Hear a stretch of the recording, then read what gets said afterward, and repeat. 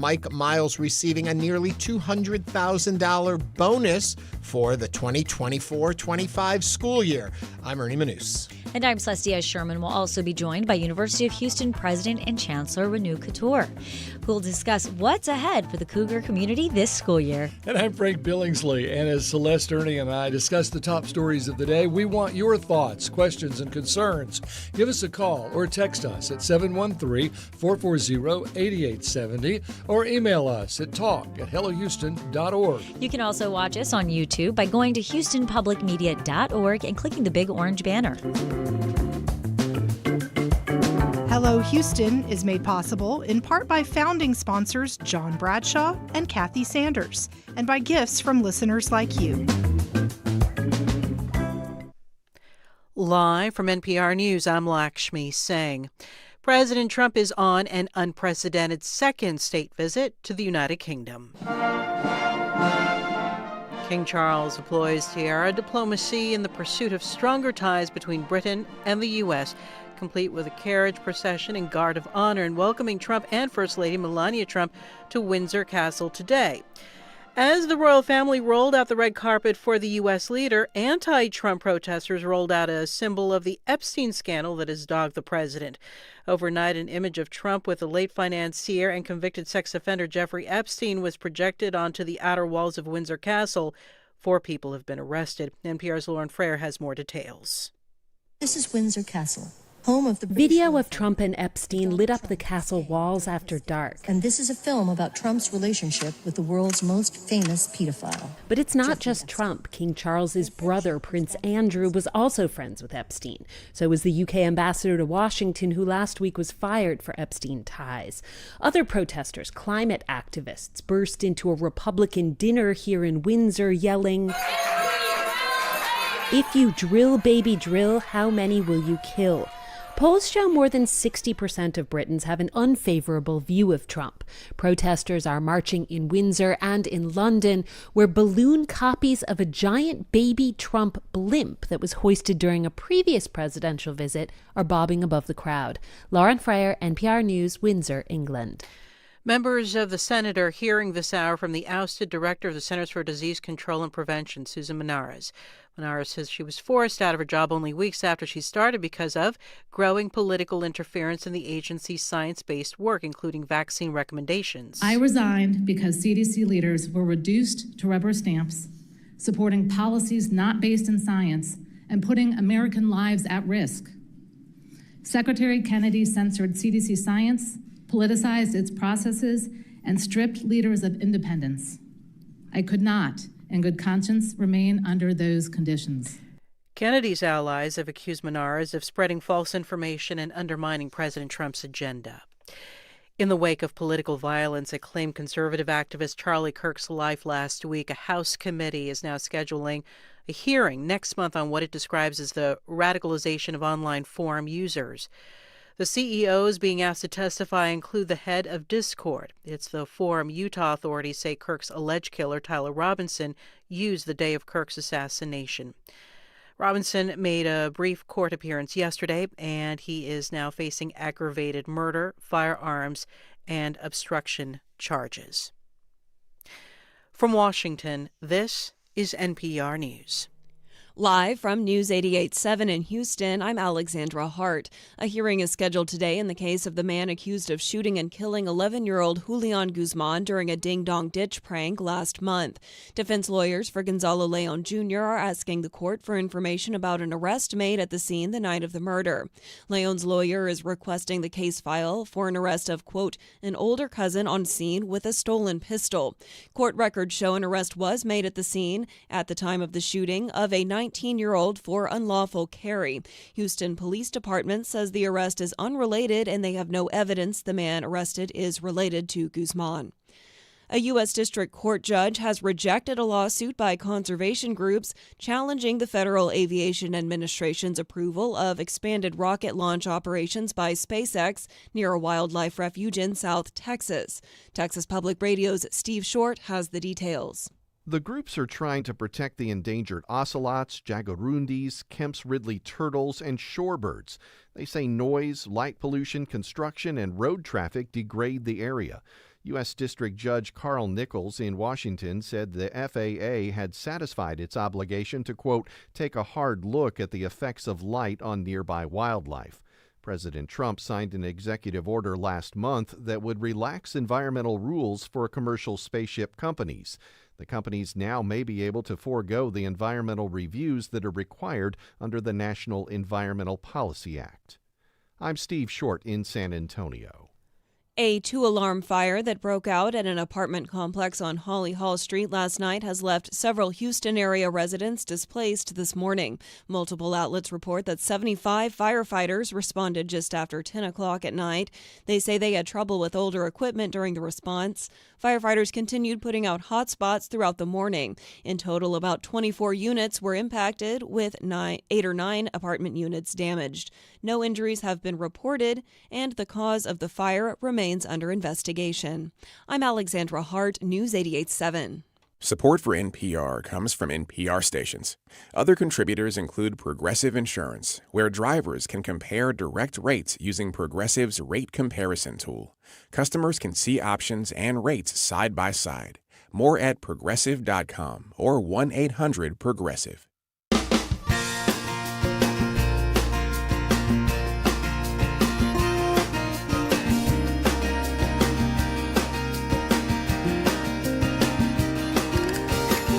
Live from the University of Houston, it's Hello Houston, an open forum on today's biggest stories affecting Houston and beyond. Call now, 713-440-8870, or let us know your thoughts on today's topics by emailing us at talk@hellohouston.org. Now here's your host for Hello Houston, Ernie Manous, Celeste Diaz-Sherman, and Frank Billingsley. Hello, Houston. Hello, Frank. Hello, Ernie. Hello, Celeste. You know, a lot of people refer to this show. Sometimes they'll say it's a magazine show. We call it a talk show. Today, it is truly a talk show. We have got two really just really exciting guests with us. So in the first hour, we're going to be talking to the President Chancellor of University of Houston. Is going to be here. Renu Khator is going to be with us, taking your calls, questions, comments about the amazing success this university has had over the last few years and the growth. And, you know, in full disclosure, they hold our license. We are part of the family there. But it is just kind of phenomenal to see what's happened. She's an amazing leader. Yes. I've known her 10 years, and she's always, I knew her, like, to interview her on a float at Mardi Gras, she and her husband, and always just engaging and sweet and so smart. She's just a really nice person. And of all the people that I know who know her, like, and work for her, like, they just love her. Yeah, and you know, when I was getting ready for this interview, I realized that Renu Khator is the first and only female chancellor she was the only one for a very long time, but she was the first chancellor in Texas. Yeah. Female chancellor. Wow. Those are big shoes to take on. You know, you're going through it. And then in the second hour of the show, the big story yesterday, kind of broke on Monday night, but became the big story yesterday, was that Harris County Judge Lina Hidalgo has opted not to seek reelection when her term is up at the end of next year, but won't be in the whole race. She's going to be here live, taking everyone's calls and questions and talking about her tenure and her decision and how she came to her decision. Not seeking re-election as Harris County Judge, but does that rule out anything else? Well, she has said, and we can talk to her about. We will talk to her about it. Is that she's going to stay out of the next election cycle? She's got not. That doesn't mean she is removing herself from future possibilities in the world of politics, but this next one, she's out. And I'm curious, she had a pretty big war chest going. Remember that we had a story about a lot of money that she initially had. It was very empty. It didn't look like they were stimulating it. It looked like that it owed more money than it had, and then all of a sudden it started to grow. Yep. And it was like, oh, well, then because we're all playing Monday morning quarterbacks, if that is the correct term, and trying to see, is she in, is she out, is she going to run, is she not going to run? So what happens to that? Do you know? We'll find out, won't we? Yeah. We can ask her. Yeah. So it's maybe a lot she brought it with her, and we'll split it all. I don't think it works that way. Hey, we have a tropical storm in the Atlantic, but it's not going to affect the United States. So, okay. Gabrielle, we talked about this yesterday. Yes. And I thought it would become Gabrielle. It did this just now. It'll become a hurricane. Bermuda might be affected. That's what I was going to ask. Who's it going to affect? Bermuda, and then shipping interests, and there are always lots of boats out there that have to move out of the way. If you have that cruise to Bermuda for late August, for September, you might want to reconsider. I don't know about that. Right. But, it's the Atlantic has been pretty quiet.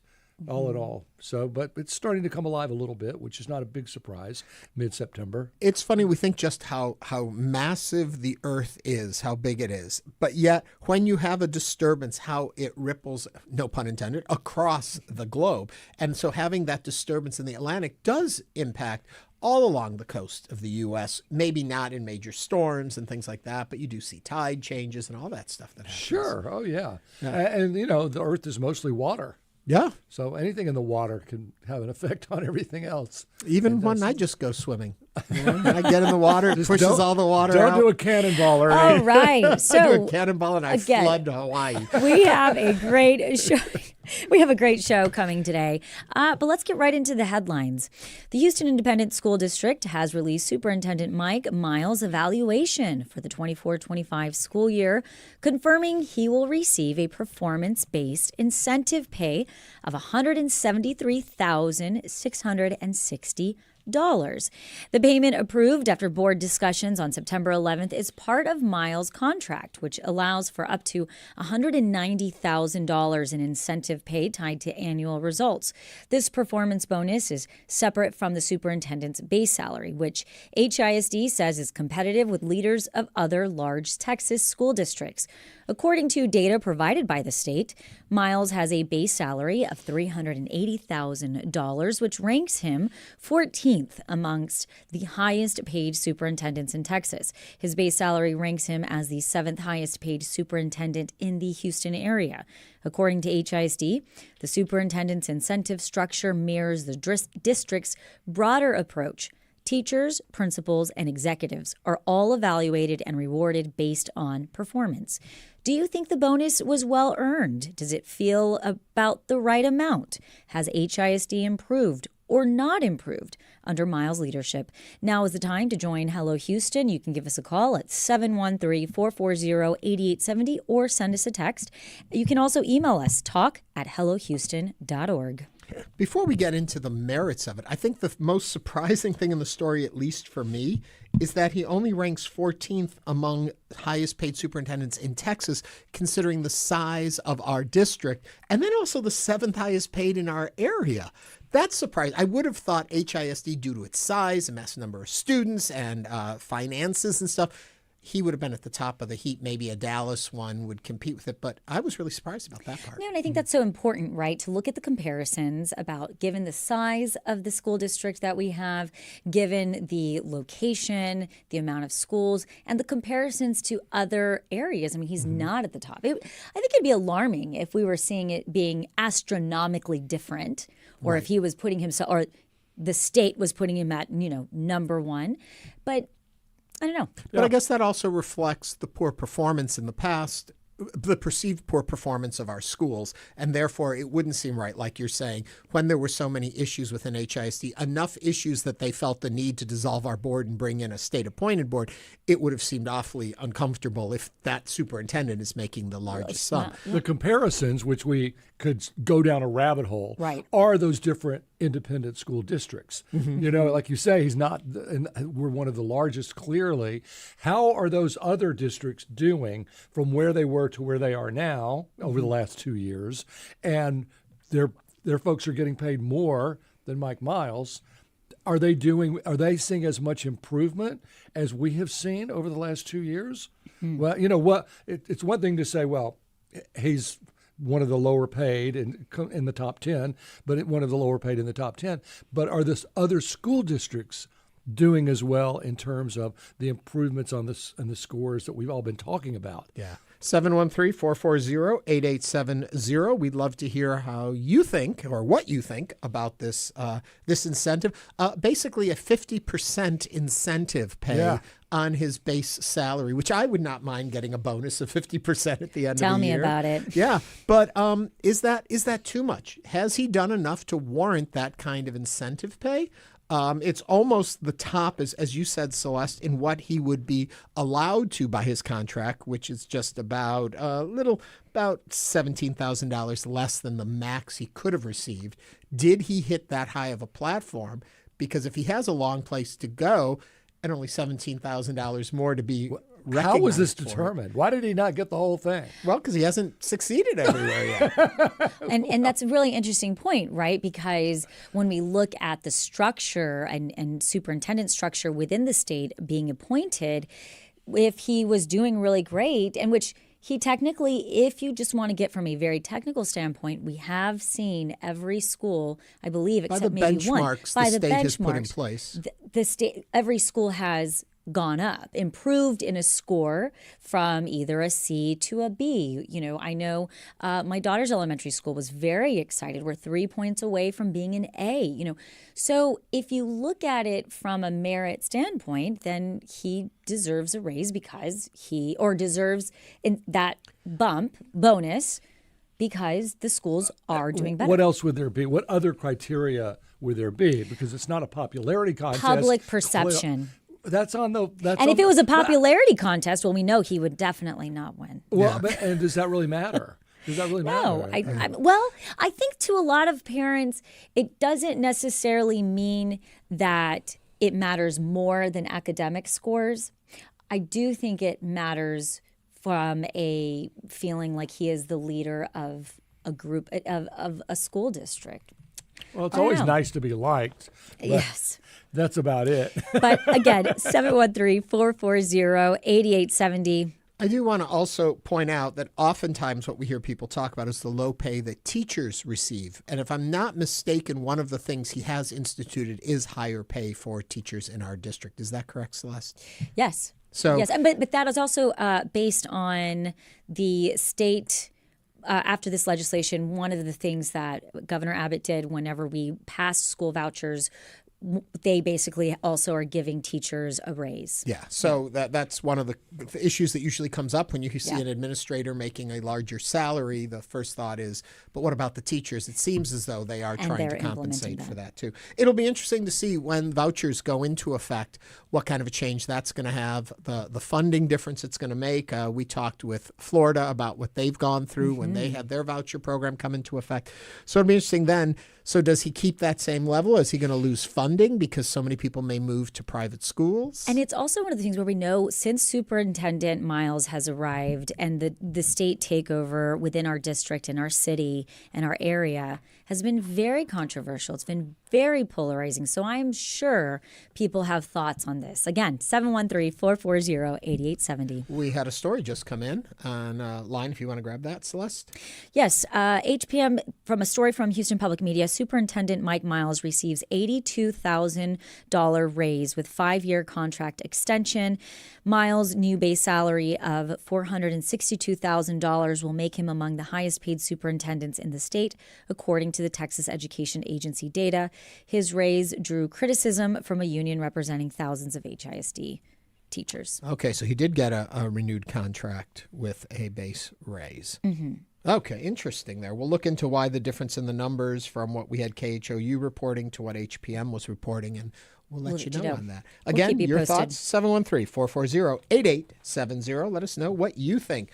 Okay, here's a story we were covering before, and it has come back up again. It was when the mayor, Houston Mayor John Whitmire, had gone to a fundraiser for Congressman Dan Crenshaw and got a lot of attention and a lot of heat for that. So candidates endorsed by Harris County Democratic Party can continue to fundraise for Republicans without losing their endorsement for now, after party leaders voted down a rule change on Sunday. As I was saying, a group of precinct chairs within the Harris County Democratic Party sought the rule change in response to Houston Mayor John Whitmire's appearance at a fundraiser for Republican Congressman Dan Crenshaw in April.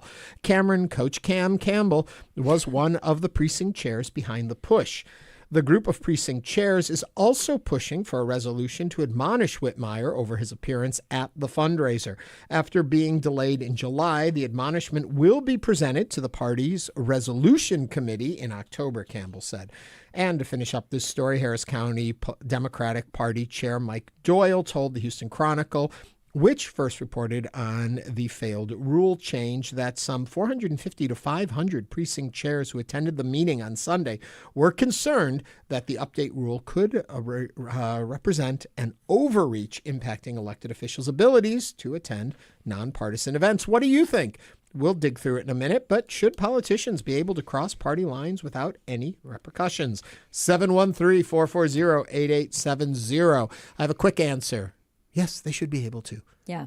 It's a free country. Just because you have a party affiliation doesn't mean you can't see good in other candidates, and maybe a candidate your party has put forward doesn't 100% align with what you believe, and you feel that a candidate on the other side may. I think a party chair is different than an elected official. Well, do you think that going to a fundraiser necessarily means you're raising funds for that person? Right. It's a de facto endorsement. And so just because you show up? Yeah. So if you show up as a journalist, that doesn't mean that as a journalist, if I'm working to cover the event, that's something different. As an elected official, if I show up at another elected official's event, it is seen as an endorsement. That's how we look at this it. whole story to me feels a little bit, and I'm just going to go out there on a limb, a little bit like a nothing burger to me, and I'll tell you why. At the end of the day, I think where we're at today, we need to be having conversations with each other from every side, in the middle. And now, if it's a fundraiser, do I think elected officials should be going to fundraisers?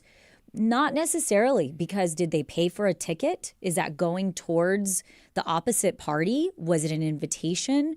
So you can have conversations and not have to go to somebody's political fundraiser. Mm-hmm. So let me ask you this. We are run by a Democratic mayor. Yes. In what was called, I think yesterday, a light blue city. We need federal dollars, and we might really need federal dollars if we have a disaster. Sure. All right. Well, we're going to get those federal dollars from Republican people in the city, like Dan Crenshaw, going to bat for us. So if Dan Crenshaw says to the mayor, who's light blue or blue, says, I'd like you to come to the fundraiser. You're going to need my help if we get into a situation where we need the Trump administration to send money our way. Clearly, you're going to need my help. And right now, I need your help. So I would like you to come to my fundraiser. What position is the mayor supposed to take other than I'm doing the best thing for the city, which is to try to assure we have money coming our way when we need it? I think that the mayor 100% should say, absolutely, I want to have that conversation with you. I 1,000% want to make sure we're in alignment. We're going to need each other. We have to be able to work amongst each other. I don't necessarily feel like that environment of being at a fundraiser is the place to have that conversation. I would love for you to come down to City Hall. I would love to see you in Austin. I don't know if it necessarily needs to be, because how much are they going to actually talk at a fundraiser? But it might show good faith to other, obviously, Republicans who are there, that John Whitmire is willing to reach across the aisle and is in good stead with all Republicans, all Democrats. And so, yes, it's a fundraiser for Dan Crenshaw, but at the same time, he's shaking hands with perhaps some Republican people he didn't know that well and getting in good stead with them. So it becomes for John Whitmire more of a social event than a fundraising event. I think there's a difference between a fundraiser and an event. We know we are invited to a lot of events all the time. And you will encounter candidates and folks seeking office and incumbents and people currently serving, and you mingle and talk with them, and you can be cordial. It's different than being invited to a fundraiser that's there to raise money for the Okay, well, what would this story be? Imagine this headline. John Whitmire and Dan Crenshaw seen at brunch yesterday. I thought about that too. Would be much is better. That acceptable? Or would people be saying, hey, what's going on here? Why is the mayor meeting with the Republicans? Elected I don't think officials. that's the point. I'm sorry. I think it's a no-win. I think if you want to meet with them, other than privately over the phone, and then that might not even be private, if you're in public anywhere with a person of the opposite party when you're a high elected official, there's going to be talk. The problem is when it is a fundraiser, it is for a campaign, and your party is theoretically also running a candidate. So if you are part of a party, to de facto endorse the opposite party is bad for your party. Can to you go to endorse brunch, you can, but is that all of this is legal? All of it's okay to do. It's should they be admonished for it? Should there be rules blocking it? I think the difference here, the fine line, is the fundraising element. Aspect. Endorsing a candidate, the de facto endorsement of a candidate of an opposite party looks bad to your party. Should that be the case, I'm not making a ruling on that. I'm just trying to lay out what the concern is. The concern. Yeah, well, I don't think anyone thinks that John Whitmire was going to a Dan Crenshaw fundraiser to raise funds for Dan Crenshaw. I really don't. I absolutely guarantee you some people think that. Well, then they're wrong. But we don't know. We don't know where his I think he's truest... the mayor of a city full of Republicans and Democrats, and it's important for him to reach out to all elected officials, even if it's at a fundraiser. I don't have a problem with that. Well, it goes back to something I have said a million times on this show and other shows, is that back in the day when somebody got elected to office, we stopped saying what their party affiliation was, and we just said mayor of Houston, blah, blah. These days, we always say Democratic congressman, Democratic mayor, Republican senator. And so that has become part of the part and parcel of the whole thing. It's a different world. Again, 713-440-8870. We invite everybody to the table at Hello Houston. And we do have a call, David from Kingwood, on this topic. David, welcome to Hello Houston. What is your comment or question? Having used to have been a political professional, an elected official going to somebody else's fundraiser is absolutely a tacit endorsement of that candidate. Mm-hmm. And he may or may not be raising funds for Dan Crenshaw through PACs that he controls, because most elected officials not only have their own fund, which they're allowed to donate from to other officials, but they also control PACs. So he very well may be fundraising for Dan Crenshaw. And as a Democrat, it actually kind of really riles me. But please do not say that he's not raising funds for him, because we do not know that. Mm-hmm. And he certainly could be, because he could be using a PAC to do that and funneling funds to Dan Crenshaw. I'll take your comments off the air. Yes, David. Thanks, Thank you very much. We're tight on time. So 713-440-8870. Let's go right to Colby. Colby, what's on your mind? Hi, I was one of the precinct chairs who voted against this new rule change. I did feel that it was too broad. And I understand the intent of this rule change. I do agree with the sentiment of it. I think Mayor Whitmire, I don't think there's any harm in attending a fundraiser for the opposition party, but I don't think his name should be on the billing for it. Mm-hmm.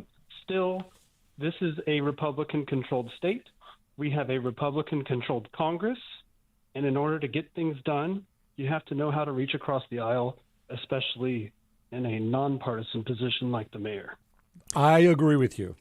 So, Colby, tell me this then. What would you have been comfortable with in the resolution as opposed to how it was worded?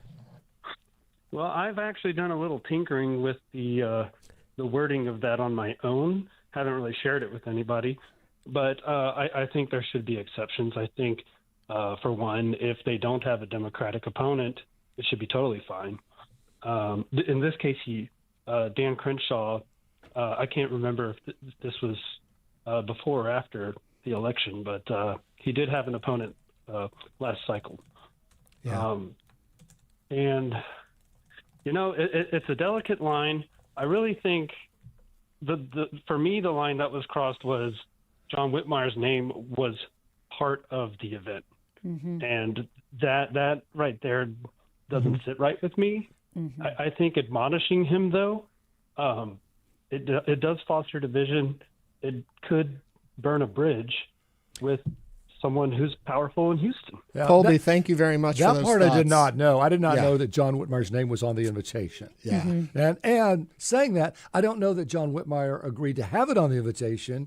Perhaps he just said, I'll be there, and they took it upon themselves. I don't think usually that happens. I think that would be burning too many bridges. And I don't know what happens these days. 713-44, that is true. 713-440-8870. Art is on the line from the Med Center. Art, what's on your mind? Art, you with us? Yep. There you are. Taking my call. Yeah, I agree. I think Art, what the one of y'all said, kind of a nothing burger to me. I'm an independent, but at the same time, I know who's upset, and the people that are upset just want to control power. They want their side of the cafeteria. Don't go sit over there with those guys. That's not right. But the way things have been going, I think we need more building bridges. We don't have to agree. I'm sure there's a lot they don't agree on. But there's times we're going to need them. We're going to need someone of the opposite party. God forbid there's another Harvey. How are we going to respond? Oh, we're not going to help them because they're this and that. Yes, that's been making the news, but for the city of Houston, I think it's perfectly okay for that. Again, I still believe it's a nothing burger. Just those who want to keep the power on one side. Art, thank you very much for those comments and your thought. I do want to go back and mention something that Judy pointed out on our YouTube channel. I referred to it as a resolution. It is actually a proposed rules change. Very different thing when you're talking about politics, and we need to be exact on that. She also does mention as a Democratic precinct chair who's attended fundraisers, Republican fundraisers, they have that if a precinct chair does attend a Republican fundraiser, they have broken party rules and can be removed as a chair. So that's interesting. Democratic chairs can be removed for doing the same thing. And this story is very nuanced, right? And there's a lot to unpack, and that's what we're going to continue to do right here on Hello Houston. Coming up on Hello Houston, University of Houston President and Chancellor Renu Khator joins us to talk about what's ahead for the Cougar community this school year. This is News 88.7. Stay with us.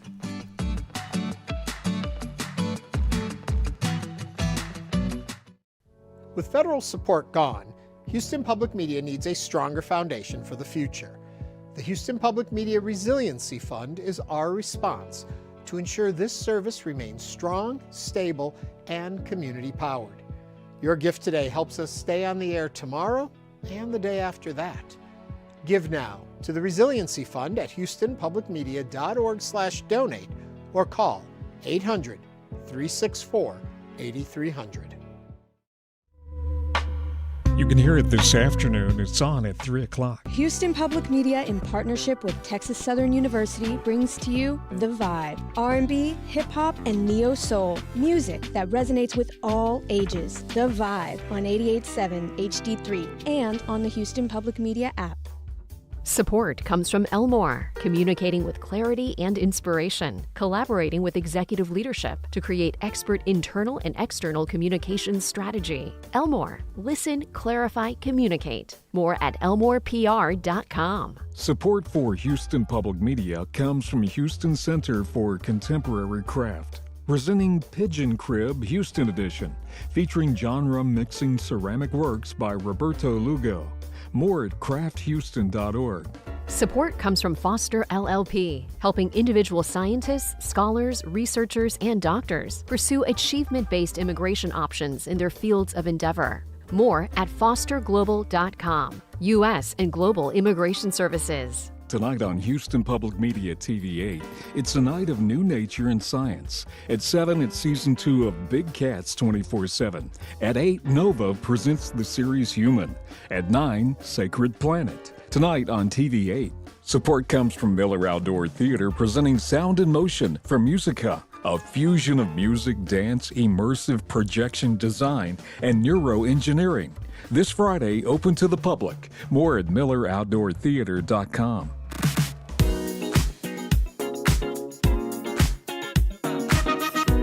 And now back to Hello Houston. To comment on any of today's topics, call 713-440-8870 or email us at talk@hellohouston.org. And now here's Ernie Manous, Celestia Sherman, and Frank Billingsley.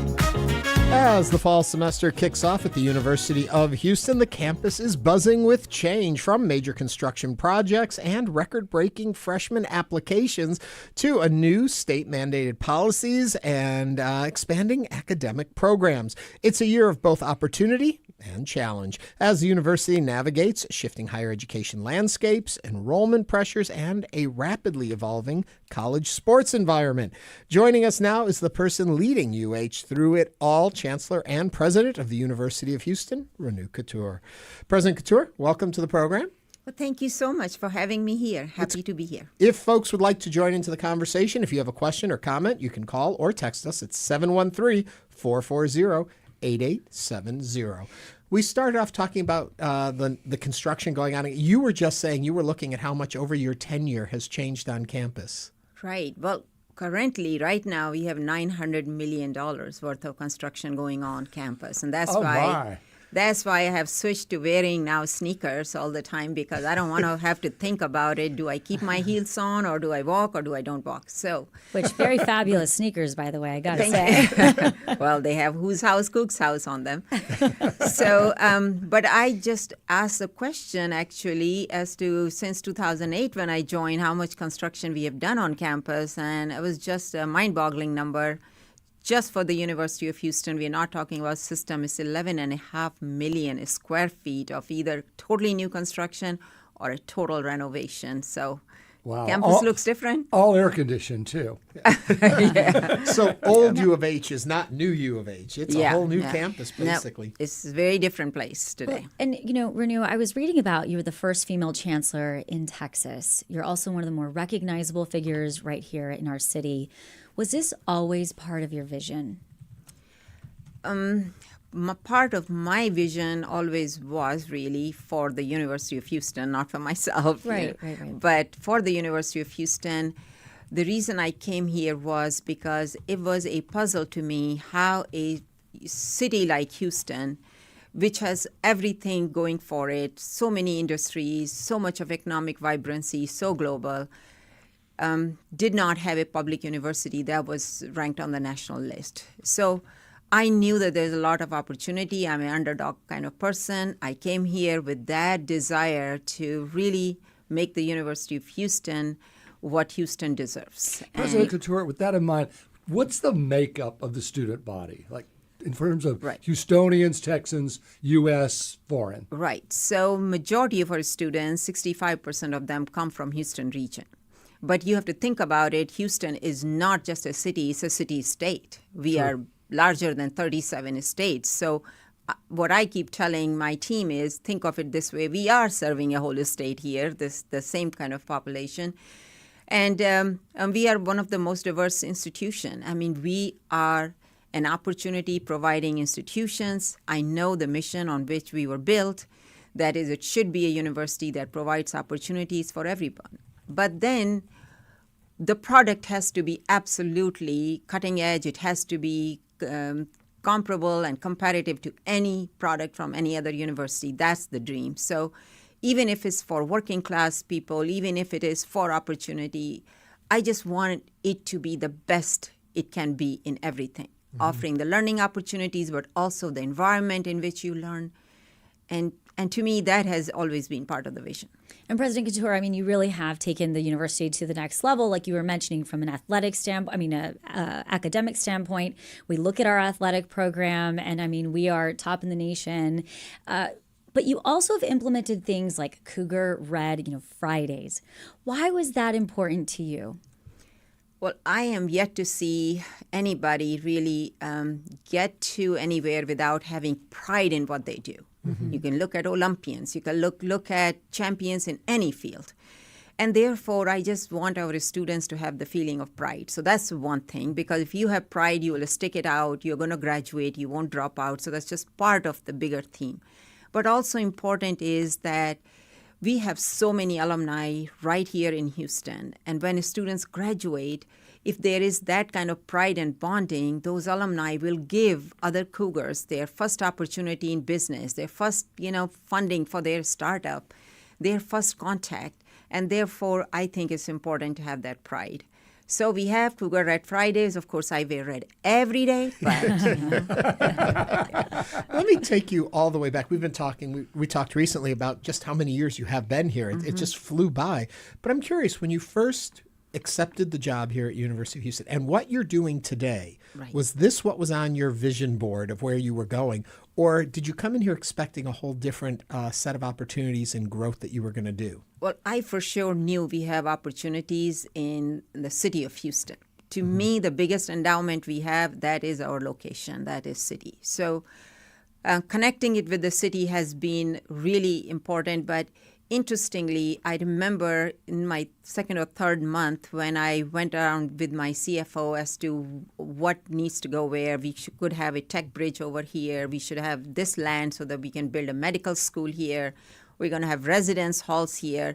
A lot of those things on that rough sheet of paper have been really materialized.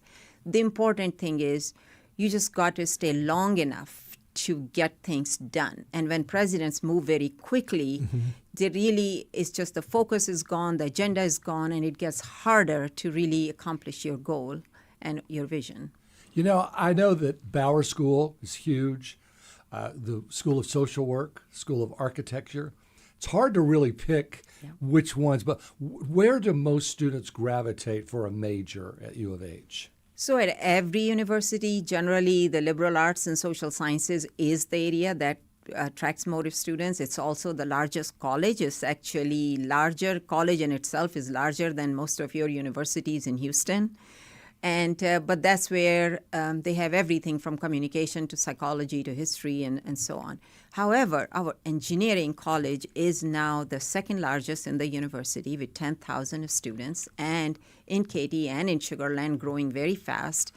And so that's a pretty big college. The business is very big as well, and business is expanding into Katy and Sugar Land as well. So. We've talked about AI a lot on this program, trying to understand it. How is it affecting education at the college level? Right.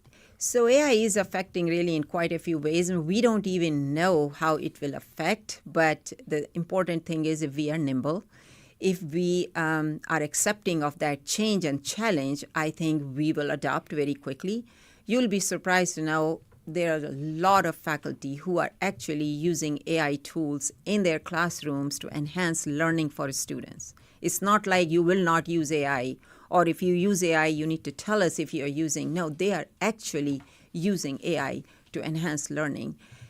From my point of view, what I keep thinking is that, okay, entry-level jobs, they might disappear, and we know that very likely to happen. Are we preparing our students for the job that comes after that entry level? Mm-hmm. How do we get them to really use AI tools? Because AI will never have human empathy, it will never have human intelligence or the value judgment. That's where the value of a human being will come. Are we preparing them to really do that? So we are starting a very big push on AI. We have many, many courses. We'll start stamping the courses that are AI embedded so students know if they're taking it. We have degrees that are completely AI-oriented degrees. And there is the faculty who are actually doing research. So that's on the academic side.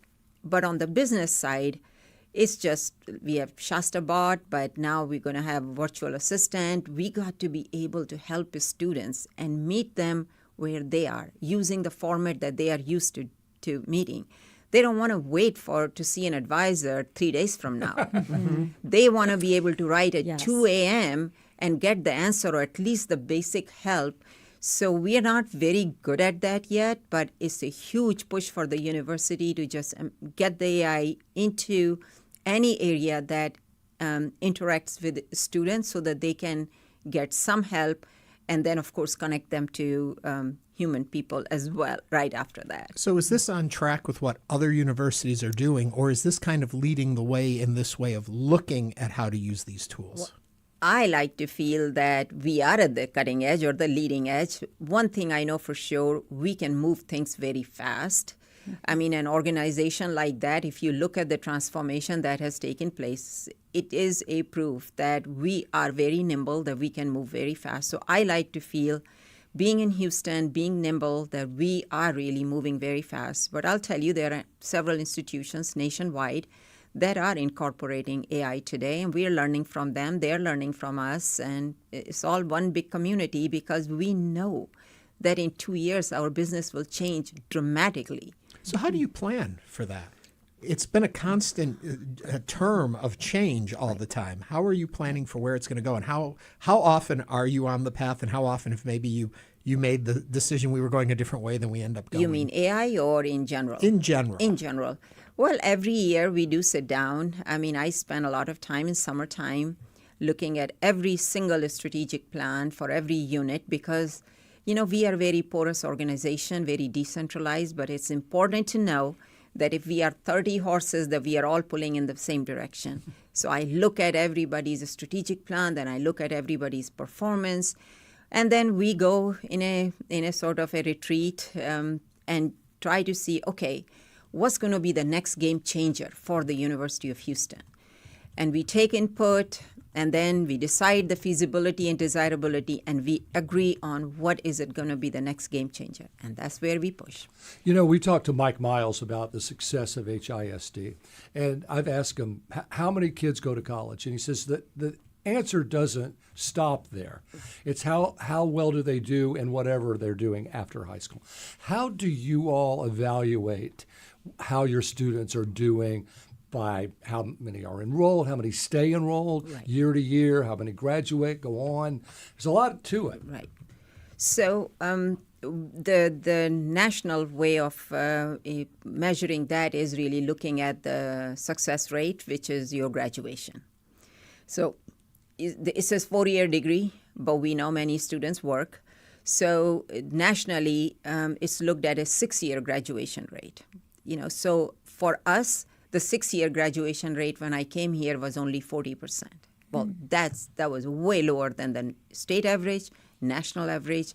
And that's because if you don't have a culture that is student-centric, that really puts the students at the center of everything and gives them the wraparound services and support and advising, then it can get very overwhelming, especially for a lot of our students who are maybe the first one to go to college from their family, or they're coming with so many different challenges, or they may be working.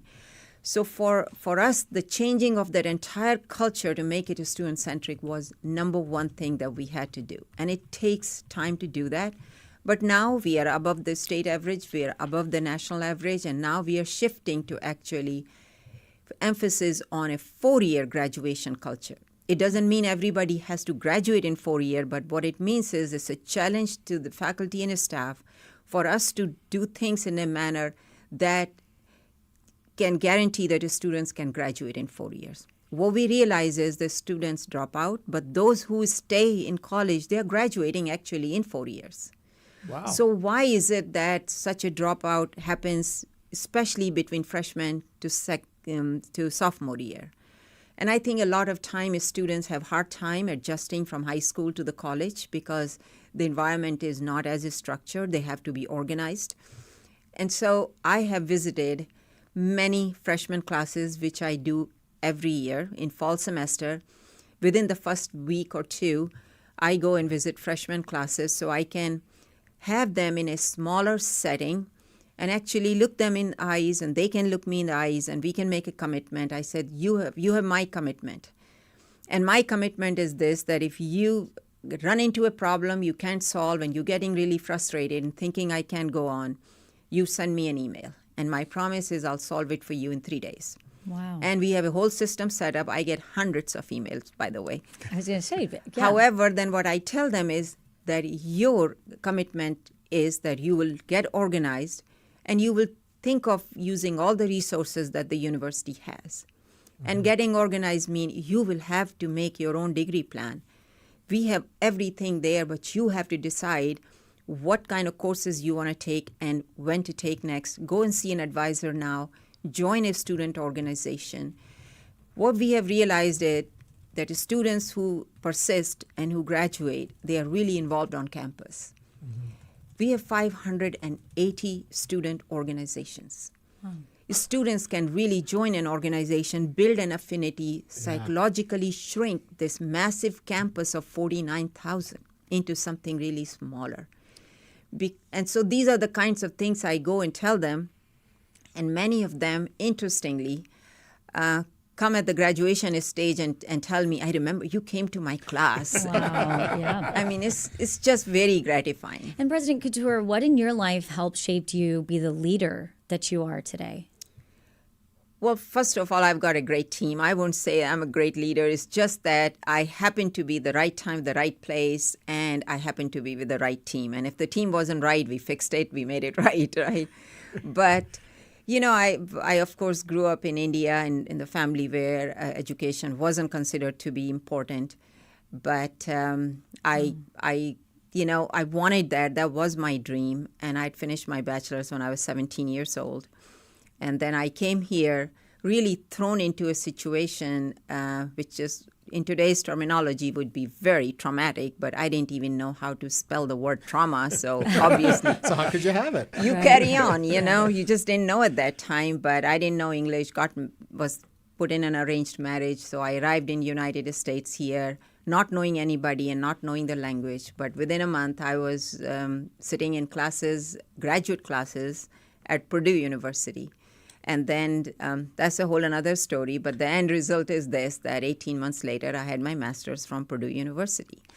Wow. So I just don't maybe see the challenges, or maybe I see opportunities more than I see the challenges, or maybe I'm just naively fearless. I don't know. Do you think that those moments that you're talking about are some of the reasons that help you connect so well with some of these students here on this campus, that you truly can look at them and say, I've been there? Yes. Oh, absolutely. I mean, I had different kind of adversity, but I understand how it feels to be in adversity. But I also know that you can get out of it. Mm-hmm. I also know there are equal number of helping hands. They are mentors. I remember my time being a graduate student, not having enough money, going and, just having a taco and saying, oh, I'm so full, type things, I remember that. I remember going and saying that I can't continue because I don't have money to pay for my tuition. And then my husband took second job just so that he could pay for it. I know all of those things. But the thing is, I see potential in every single student because somebody saw that in me. If they hadn't seen it, I had so much of help along the way. If I hadn't had that, I wouldn't be sitting here and talking to you today. And that's what I keep telling students, that you have way more resources and opportunities. Just don't give up. Think of who you are inside. Use your own inner strength, the point of gravity inside of you, and build from there. What in today's environment, what, if anything, can the university do to help students from other countries like you came from come to the United States to learn and stay in the United States to really prosper? Right. You have asked a question which is way above my pay grade. All of ours, I'm sure. Because this depends on the visa, issues predominantly, because otherwise we enroll so many international students. They want to be here. They want to seek opportunities here, and many, many go back also. However, I know that right now they are very anxious. Right now they're just feeling that they have uncertainty that they don't know how to deal with. And I feel for them, but, we got to follow the laws, and that's what we continue to follow. I just hope things will sort out. And we know that we are going to need talent.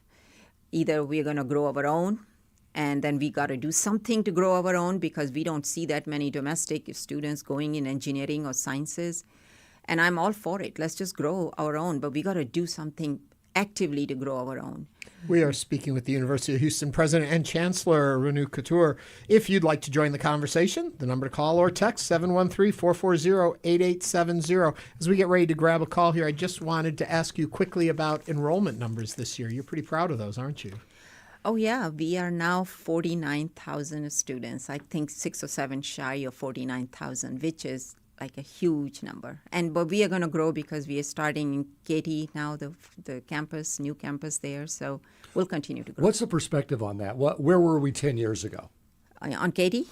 On enrollment. On enrollment. I don't have the exact number, but we have been breaking our record every single year. Nice. But the more important signal to me is how many people applied to the University of Houston. And this year, 48,000 people started their application process here at the University of Houston, which tells me that they had interest in the University of Houston. It used to be very, very low a few years back. So we have become a university of first choice for many Texans and definitely for Houstonians, and I'm very happy about that. Well, we were having a debate about the White Lotus. I'm sure you watched the White Lotus.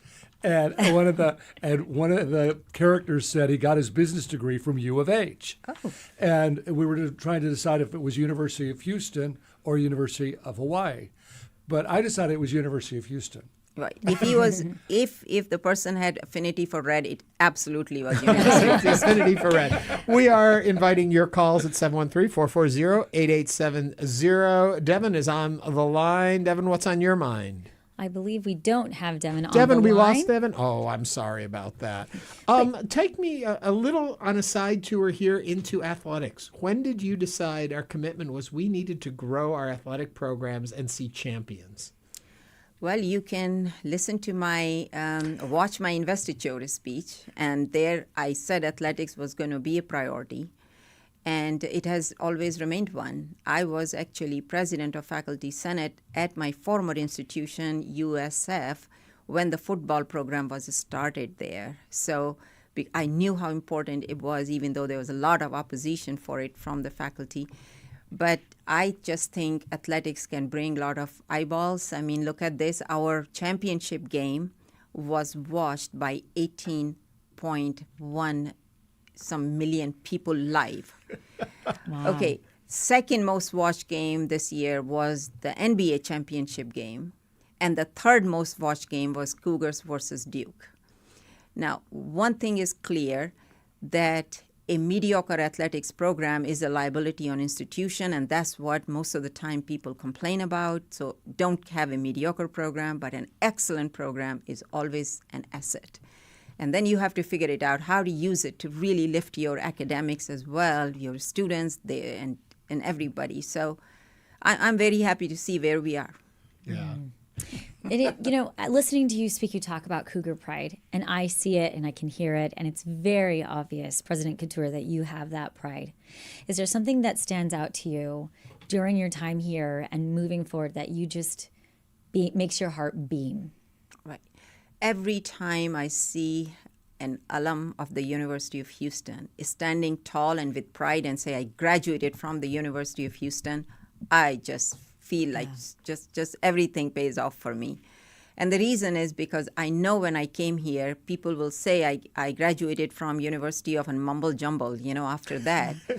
And I just think that they have way more pride, and that's what is very gratifying. Well, as a graduate of mumbo jumbo, I hear what you're saying. I am curious, in today's environment and as you look to the future, what are the challenges that are facing you that you're dealing with that may keep you up at night that you've got to find the solutions for? Well, there's a lot of uncertainty around higher education. We are going through a time that's very unprecedented. We just don't have any playbook or don't know any of that. And it's not just, I would say, the political pressure or the economic pressure. I would say economic pressure, because if your economy doesn't grow, if people's purchasing power doesn't grow, then they have harder and harder time to go to college. College seems costly, and that's because your purchasing power is not growing.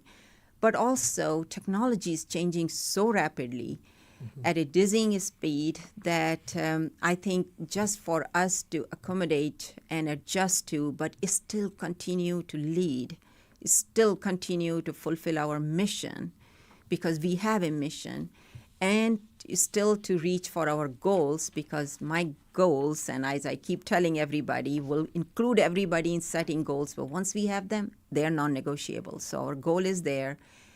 So all of these things together, just the pace of change, and how do we lead through these and not just survive through this, I think that it gives me a lot to think about, and it gives me a lot of pause about are we doing everything we could, and what more can we do for our students? Because you know what, America is going to need talent.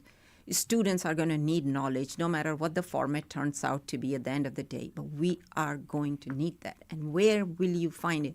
Right now, colleges, are in the hot spot, but still, they are a safe place for an 18-year-old to experiment with life, to learn more, to really admit that I don't know it and learn. Because rest of the career, as you and I know, you can't say I don't know. You have to pretend you know, and then you learn, at the same time. So, Thank you so much for being here. Renu Khator is the president and chancellor of the University of Houston. Chancellor Khator, thank you so much for joining us today.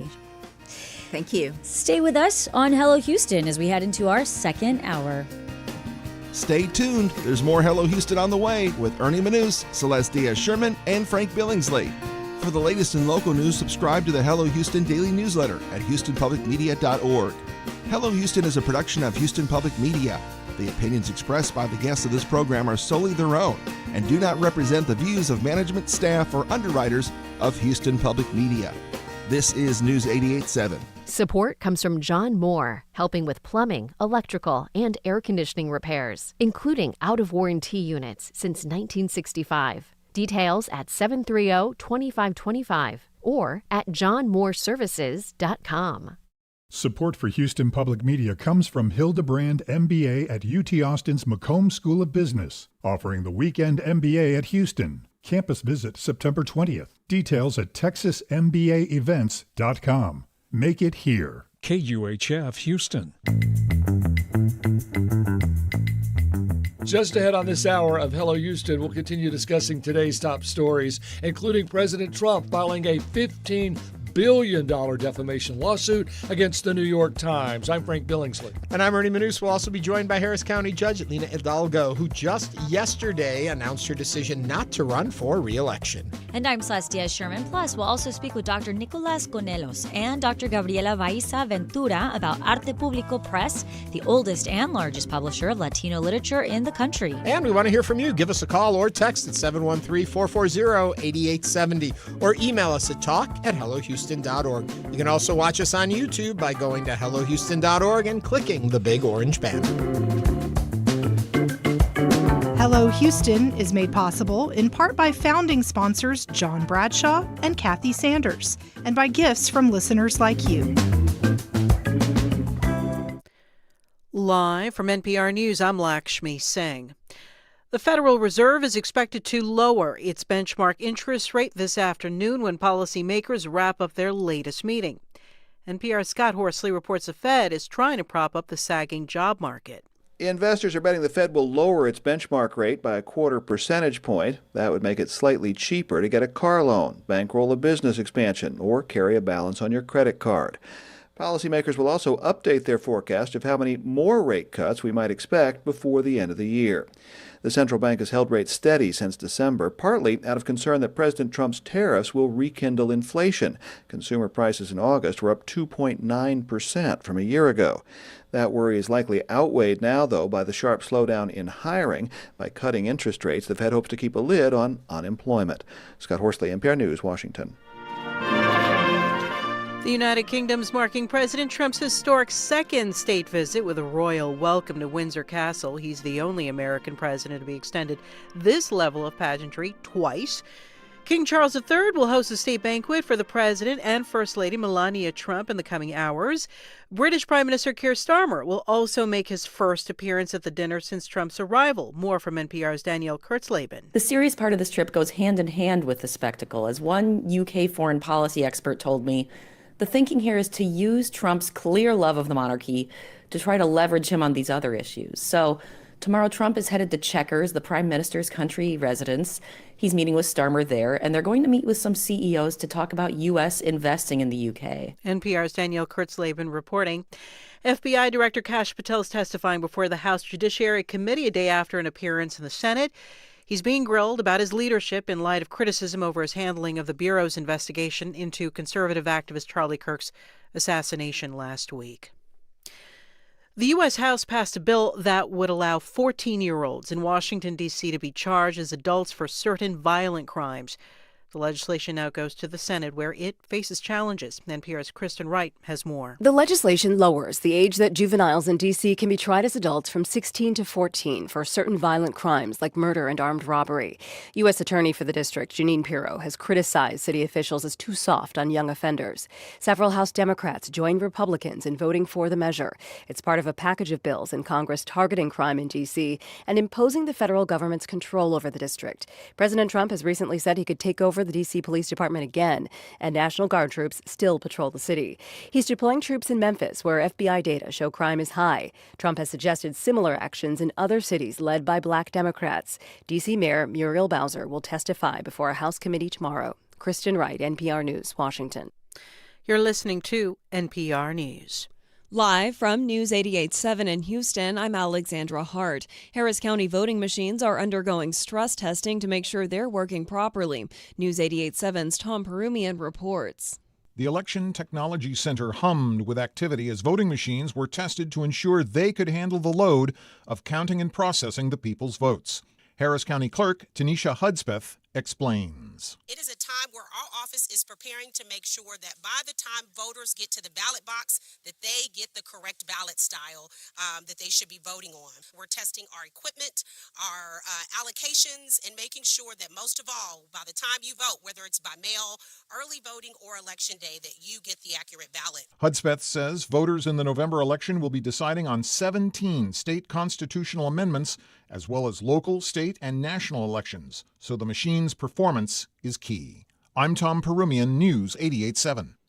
Local political analysts say that Harris County Judge Lina Hidalgo's popularity may have regressed over the past few months, and that could have contributed to her decision not to run for re-election. Renee Cross is with the University of Houston's Hobby School of Public Affairs. She told Houston Matters that Hidalgo was favored to win the Democratic primary next year after a poll taken in July. However, with the outburst and, bringing the kids into basically a show and tell during one budget hearing, I think probably was tanking her popularity, even among Democrats. Cross is referencing a recent clash Hidalgo had with Harris County commissioners over what to prioritize in the upcoming budget. Hidalgo says she intends to finish out her term, which ends at the end of next year. The Harris County Comptroller's Office says it's postponing its annual Houston Investor Conference in solidarity with striking Hilton America's hotel workers. A press release from Comptroller Chris Holland says that his office stands with workers, quote, fighting for justice, dignity, and the ability to provide for their families. Hotel workers have been on strike since Labor Day. The strike has already postponed the City of Houston's State of the City address, as well as a Democratic Party fundraiser. I'm Alexandra Hart, News 88.7. Support for NPR comes from NPR stations. Other contributors include Subaru. The 2025 Subaru Outback features symmetrical all-wheel drive, plus standard safety features like EyeSight driver assist technology. Learn more at Subaru.com/Outback.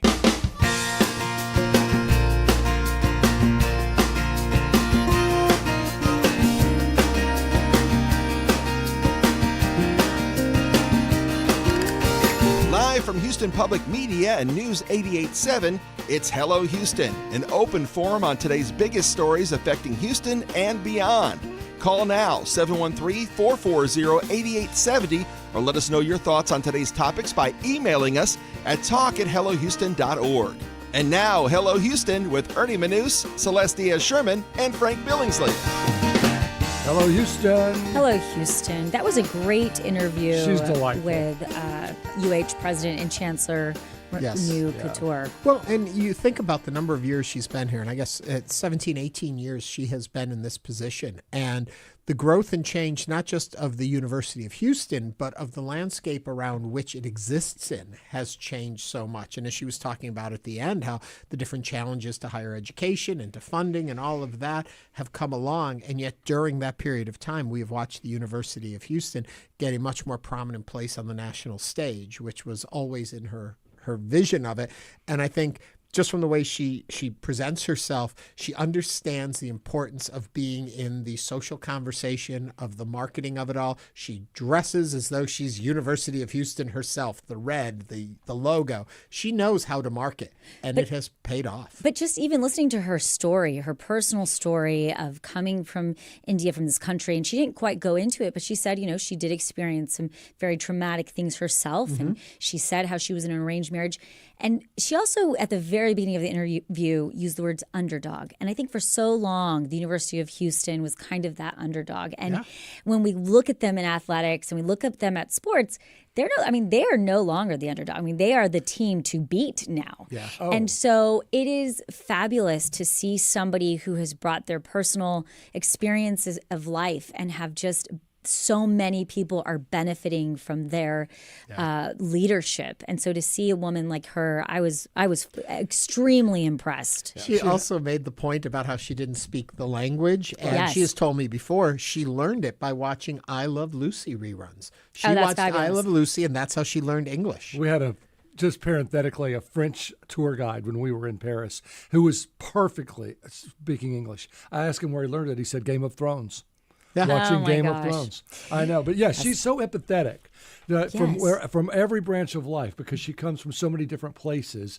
And I think that makes her really a great leader. And sharp. I mean, she was just intelligent to be able to academically rise at, Purdue University, to be able to go get her master's and her doctorate in public policy. So it's like almost that perfect combination of intellect, empathy, and just being a natural leader. And there's also strength. You know, I think sometimes we overlook how strong an individual is when they show kindness, but she is kind and she is strong, and she has had lots of battles along the way. It hasn't been a cakewalk for her, and she has risen to the top and has done a really wonderful job. Everybody likes her. Are trying to do a wonderful job for you every day, but the only way we can do that is if you join into the conversation. It's easy to do. Our number is 713-440-8870. I have been phone number challenged this whole week. I think a number of times I've just given out random numbers that don't make sense, but that's our actual phone number. Well, that's very funny because I had the opposite happen to me. I was giving my phone number out and I gave the HPM number to the person. Instead of your personal number? And looked at me, she's like, that's not your phone number. And I said, yes, it is. 713-440-8870. We're number challenged. We're number challenged. Also, you can email us always, talk@hellohouston.org. And of course, join us on YouTube. We were around, we had a bunch of watchers on it right now. We stream live every single day, and we archive all our shows and our segments there. Just go to Hello Houston and look for Houston Public Media. Go to YouTube and look for Houston Public Media. Alex Garza says, Celeste didn't get the blue memo. No, I didn't. I didn't get the blue memo. Well, I mean, Renu's favorite color is blue other than red. You didn't know that? I don't know that that's true. Sometimes I think Frank Frank being Frank. Frank, speaking about being you, one thing you know better than anything, it's the weather. It's the one thing I know, right? It's one of the things you know. At the end of the day, if nothing else, just because of all the sunshine, there's always these air quality alerts. So if you have any kind of issues, asthmatic issues, then be careful of that. But more than anything, just partly cloudy skies and warm. May see a pop-up shower in the afternoon here and there, but that's about it. Okay, I'm always looking to the end of the weekend. What do you see? Same thing. Really, no nice changes. weekend? Nice weekend all the way through. Yeah, the extended outlook looks good. We're still watching Gabrielle in the Atlantic, but that's not a concern. Really, even to the United States, all looks pretty good. And coming up a little bit in the hour, right here on this show, Harris County Judge Lina Hidalgo will be here with us. Lina Hidalgo has announced that she is not going to seek re-election, so we'll be talking about that coming up shortly. But first, the headlines. Utah state prosecutors are seeking the death penalty for 22-year-old Tyler Robinson, who was charged yesterday with aggravated murder in the shooting death of conservative activist Charlie Kirk. Authorities also charged Robinson with firearm counts and multiple obstruction of justice charges. The suspect is accused of trying to dispose of the clothes he allegedly wore during the shooting, telling his roommate to delete incriminating messages and not cooperate with investigators working on the case. Robinson wore a suicide prevention smock to his first court appearance since he was taken into custody, which he attended remotely.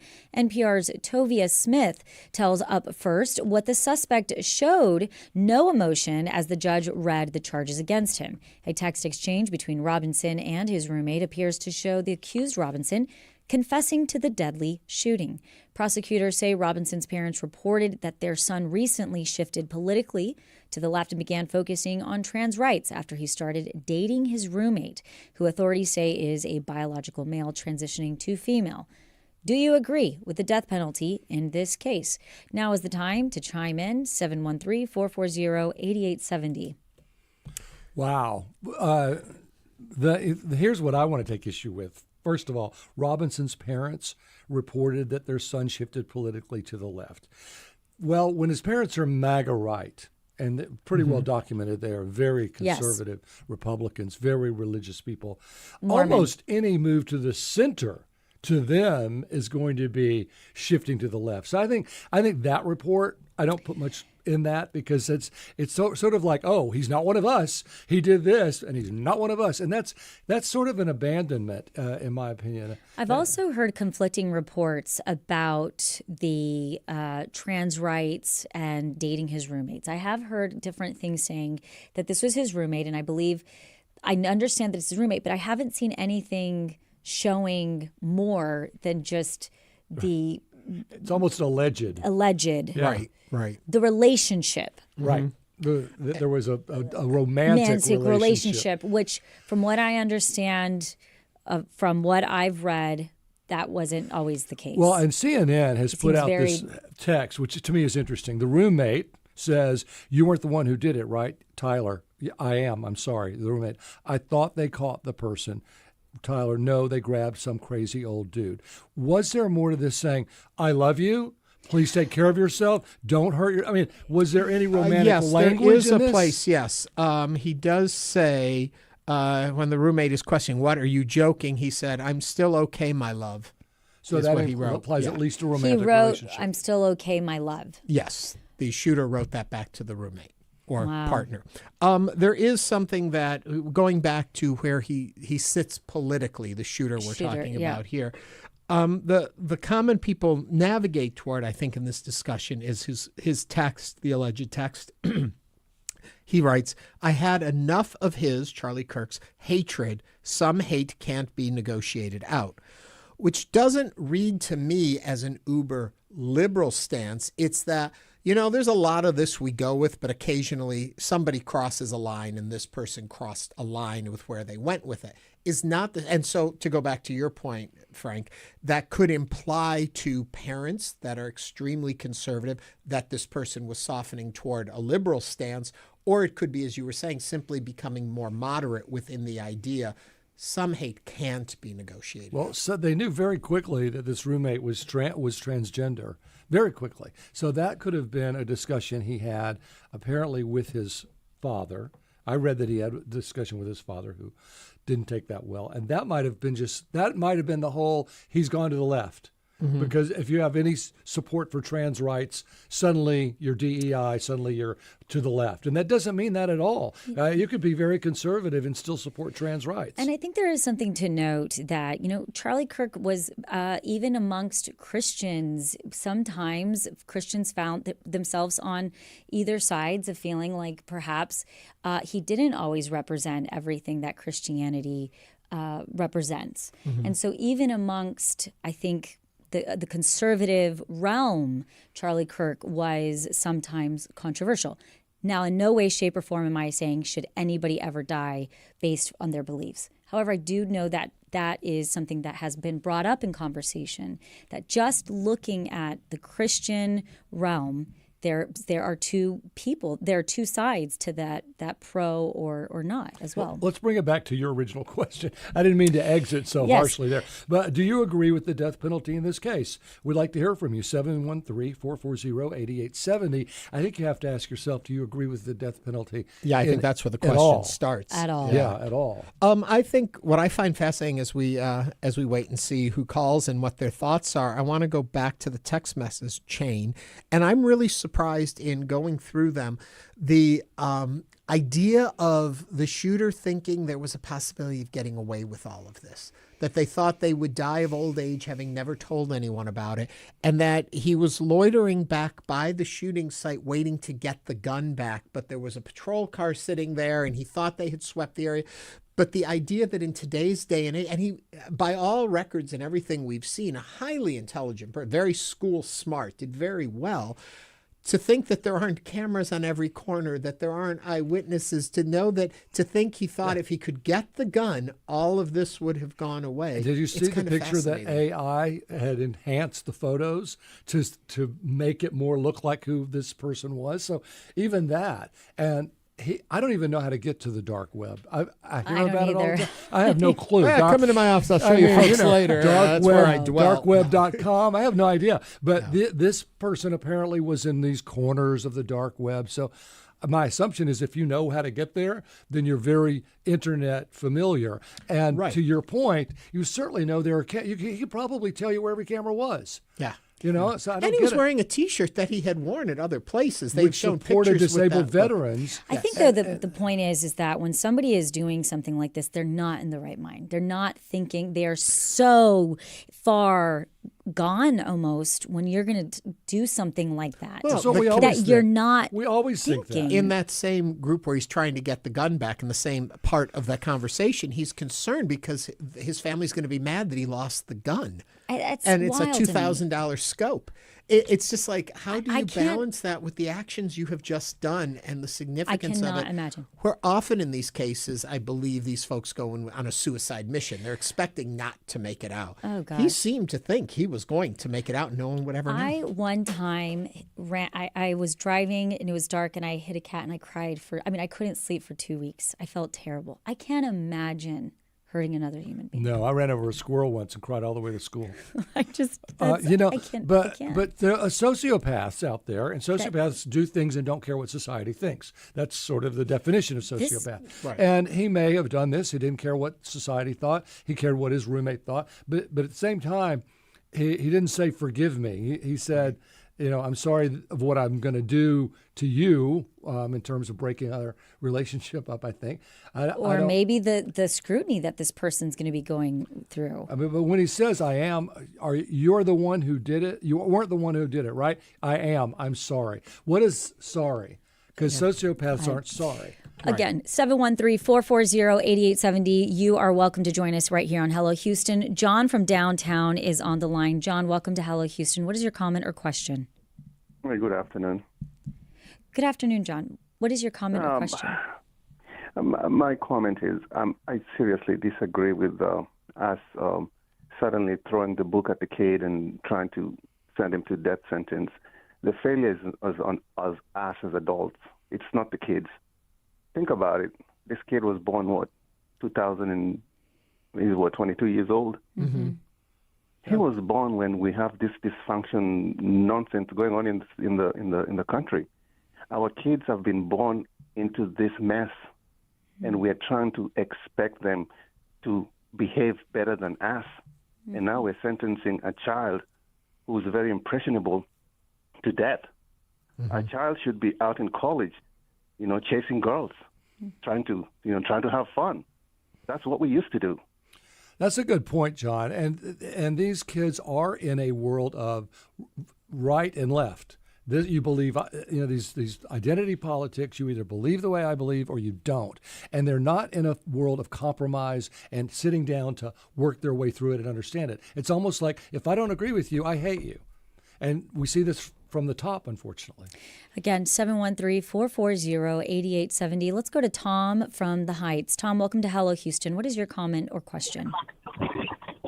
Well, I've been kind of following the capital punishment question for decades, and I'm of a generation that we've basically invented the term suicide by cop. I think that, I regard gun violence writ large as being, a problem of more than just the availability of guns. It's very clearly a mental health issue. We could talk about the demographics and so on of, where does the phenomenon come from? But when it comes to this death penalty question in this particular case, I think it would be interesting to examine what does the perpetrator, what were his intentions in terms of, throwing his life away? Mm-hmm. In my generation, I can remember a few cases, one particularly when I was a kid back in the 70s, of a convicted murderer requesting a firing squad from a court in Utah. I remember that. Yeah, back in the 70s. And is that Gary Gilmore? So I think there's more of a moral discussion to be had than what meets the eye here. Mm-hmm. Yeah. The perpetrator himself, may have some intentions in terms of the way that he's chosen to expend his life. Basically, I would say throw away his life. He may, feel very differently about that equation ideologically. Mm-hmm. Tom, thank you for your comments and your thought on this subject, 713-440-8870. I want to go back to the alleged texts for a little bit, to go back also to what Celeste and Frank were talking about. At one exchange with his roommate, he was saying, I'm going to turn myself in willingly. One of my neighbors here is a deputy for the sheriff.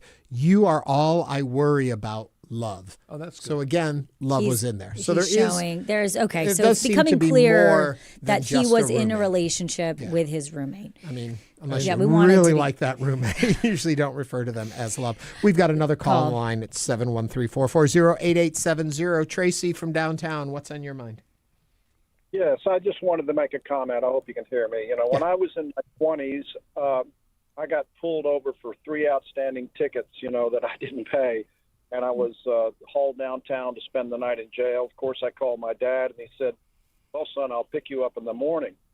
And for me, I was young and reckless in those days. And I don't think it would – I think I would advocate, but I think everybody should spend one night in jail before they, as a sort of a understanding. These young men that are not formed yet, that do these crazy crimes, just don't understand they'll spend the rest of their lives in jail, which is the worst thing that can ever happen to anybody. Yeah. Tracy, thanks for sharing that. I want to go back one more time to the text exchange, what I just read to you. The roommate responded that I'm much more worried about you, back into the concern there. And then the alleged shooter texted, allegedly, don't talk to the media, please. Don't take any interviews or make any comments. If any police ask you questions, ask for a lawyer and stay silent. He doesn't sound mental to me. I think the caller that says, we need to look at somebody who was born in 2004 has been through. I mean, you think about the politics of their age from the time they were 9-10 years old to now has been something to wrestle with. Yeah. Coming up on Hello Houston, Harris County Judge Lina Hidalgo will join us to talk about her decision not to run for office again and more. This is News 88.7. Stay with us.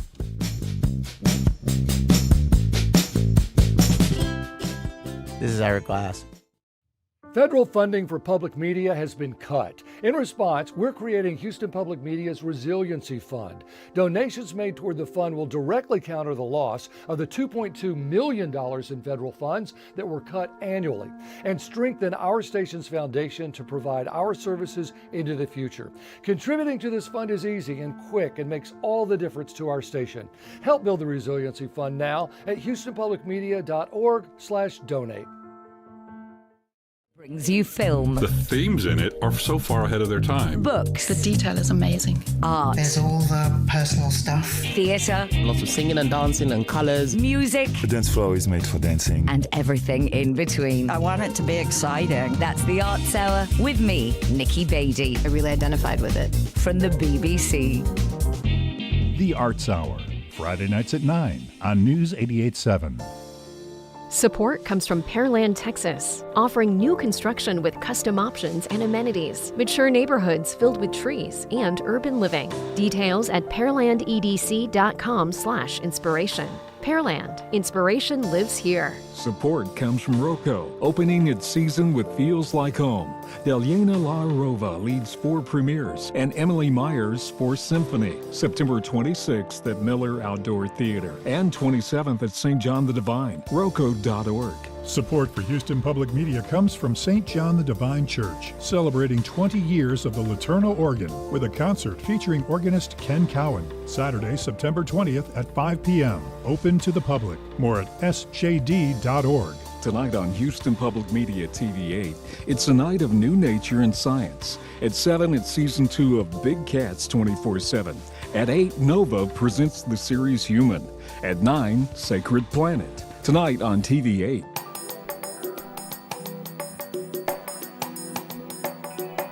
And now back to Hello Houston. To comment on any of today's topics, call 713-440-8870 or email us at talk@hellohouston.org. Now back to Ernie Manous, Celeste Diaz-Sherman, and Frank Billingsley. One of yesterday's top stories was the announcement of Harris County Judge Lina Hidalgo to not seek re-election. After 2 terms, the judge has decided to step away from politics, at least for the next election cycle. So with us to shed some light on her decision-making process and what she plans for the remainder of her term is Harris County Judge Lina Hidalgo. If you'd like to join the conversation, call or text us 713-440-8870. Judge, welcome back to Hello Houston. Hi, thank you so much for having me. Well, we're glad you're here. And my first question is, what tipped the scales? I know last time we talked, you were trying to make this decision, and you made it. So what really went into it? Well, I can't say it was any one moment. It was basically me wrestling with my commitment that I made and was, very much public from the moment I got into office that I would only seek 2 terms, and my real belief that this is, and every executive position needs turnover and fresh perspective. So that was on the one hand. On the other hand, the county is going through really challenging, certainly not seen in recent memory, financial situations, really worrisome fiscal decisions, and of course, it's a tough time politically. And so ultimately what I realized is, look, I cannot be so arrogant as to think of myself as indispensable, and I will be of more help to the cause, to progress, by giving somebody else an opportunity to do this, taking some space for myself, and being real strategic about my next move. I know that there has been a lot of contentious meetings with the county of recent time. Did that play into this decision? I know what you've just said, and I know about the 2-term commitment. But I'm curious: had things been a little more copacetic, a little calmer in the county, might you have decided to go for a 3rd term, or was that not really going to be at play? It was not in play. I would say if it was at all, in the periphery, it would have been on the side of running again. There's something that, I've learned more and more about myself, and I think it's very clear to the community, is that I'm really energized by a fight. And in terms of, when it's on behalf of the people, when it's on behalf of what I believe is the truth, the ethical thing to do. And so, whether that was not shrinking away from the conversation when former district attorney came for my staff under trumped up charges. Normally people say, the truth will prevail. And I was like, oh no, I am keeping those folks on staff, and I'm talking about this. And ultimately, of course, far right standard bearer can pass and dismiss the cases, whether it be during COVID, whether it be advocating at the federal level. And now, Judge, I'm going to pause you here for 1 second and see if maybe your phone tightens up a little bit. We got a little bit of interference there. Can you try again? Speak to us again for a second. Yes. Can you guys hear me okay? Yes, now you sound much better again. Okay. Continue. I'm sorry. I didn't mean to cut you off. I just wanted to make sure the audience could hear you. Okay, well, I was just saying that if anything, I get really energized when I feel that I have a role to play in a fight for something important. And of course, right now, the county budget is in a very, very problematic situation. But then I said, you know what? I think that I've set the tone for whoever succeeds me to hopefully take that same mantle of trying to be really transparent and explain to the community what's going on so they can hold us accountable, as opposed to trying to play the game of, sort of letting this greed for staying in office drive every decision. Right. And, Judge Hidalgo, your current term expires in December of 2026. Will this decision affect how you will lead until your term ends? I don't think so. It remains to be seen how it will affect what the sort of environment political environment approach is towards me, right? I mean, if folks ask us, like, do you think that it'll be less contentious? Do you think it'll be more contentious? I really don't know.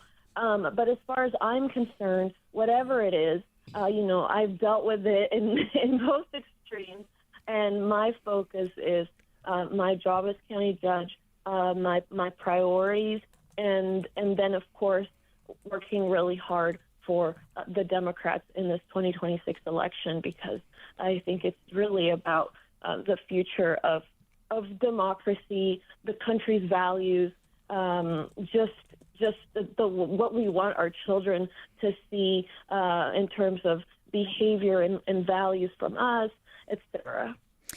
Will you be endorsing any of the candidates that have put their name in the race? So the best way I have to explain my decision is, I ran for many reasons to help the community. I ran for this office not to try to, build a political future. And most importantly, I ran specifically against the idea of empires in Harris County, which has been how things are done. And to my disappointment, newer colleagues seem to be taking that same approach of just wanting to build an empire, and the definition of success being winning. So no, my sense is that I don't want to build an empire through somebody else that I then endorse. So I'm hoping that and confident that voters will choose the best candidate, and then once the primary is out in March, I will work very hard for the Democrat and the Democratic slate. Talk to me a tiny bit, and we'll go back into some of your accomplishments, but I am curious. You have talked about how not just are you not seeking reelection, you are going to sit out at least this election cycle of another job. What does the future look like for you? Look, the most direct way to answer it, even though it's not exciting, is I don't know.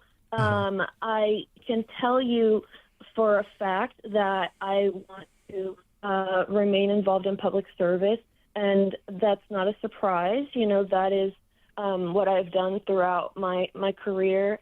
And then other than that, I started my campaign when I was 26. I think it makes sense for me to take a little bit of stock of what I've learned and figure out the very best way to approach what's next. My hope is that voters will accept me if I run, hopefully when I run for another office, because I've learned so much about being in office. I mean, I'm not perfect. Nobody is. Of course, I have more learning to do, but I don't want all of that resiliency that I've built to go to waste, so to speak. I feel like I got this, So it's not certainly for lack of energy or lack of enjoyment of the job. It is simply, I don't think that I need to have, or anybody needs to have, this job for 12 years.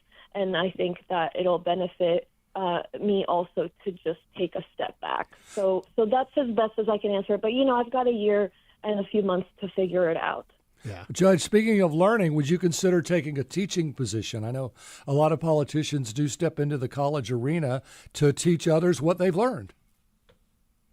Yeah, nothing's off the table. I think my primary message in terms of what's next is this is not a farewell announcement, right? Mm-hmm. First of all, I still have a year plus left in my term. Second, even though I've been through, and we as a community have been through